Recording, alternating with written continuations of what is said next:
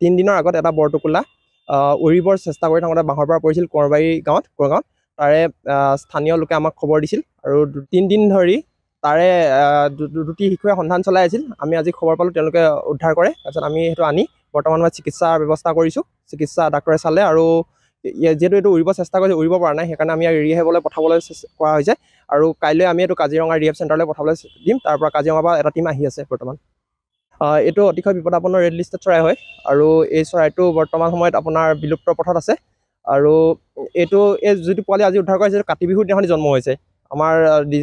এটা আটাইতকৈ ভাল লগা দিন যে কাতি বিহুৰ দিনাখনি জন্ম হৈছিলে